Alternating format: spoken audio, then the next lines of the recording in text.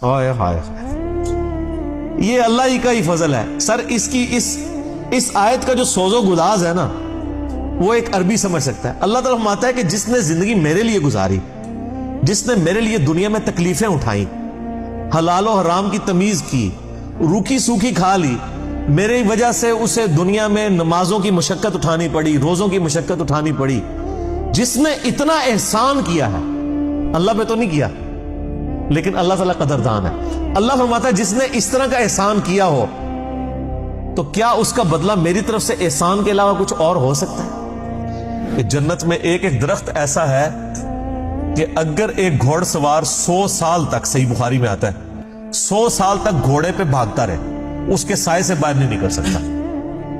ये जनाब साइज है एक दरख्त का, सब एक दरख्त का, तो कायनात फिर कितनी बड़ी है।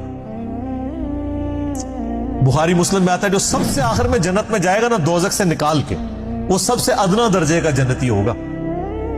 लाखों करोड़ों साल दोजख में जलेगा, जब उसके सारे गुनाह धुल जाएंगे दोजख के अजाब के एवज, और बस उसके पल्ले सिर्फ ये नेकी होगी, उसने जिंदगी में एक दफा ला इलाहा इल्लल्लाह कहा होगा, बस ये कलमा उसने पढ़ लिया होगा, ला इलाहा इल्लल्लाह मुहम्मदुर रसूलुल्लाह। या अपने भी वक्त के पैगंबर पे, जो अपने जमाने में उम्मतों के थे, उन पे ईमान लाए होंगे, तो जैसे ही उसको, बुखारी मुस्लिम के अल्फाज हैं, दोजख से निकाला जाएगा, अल्लाह ताला फरमाएगा हाँ भाई तेरे लिए जमीन से 10 गुना बड़ी जन्नत। तो कहेगा या अल्लाह, तो खुदा हो के मेरे साथ मजाक करता है? तो बुखारी मुस्लिम के अल्फाज हैं कि अल्लाह ताला अपनी शान के लायक मुस्कुराएगा उसकी बात के ऊपर।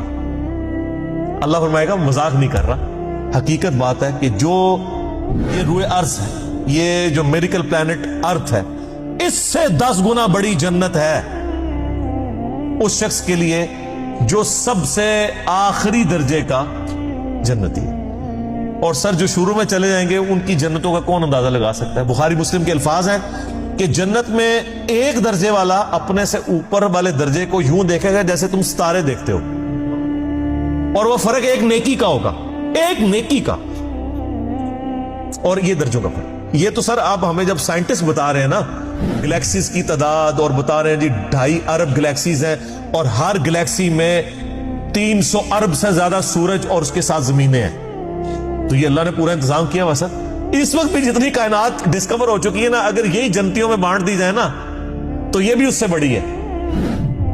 अल्लाह ने तो क्या कुछ पैदा कर दिया। इसीलिए कुरान हकीम में आता है ना कि तुम्हारे रब के लश्करों को कोई नहीं जानता उसके सिवा।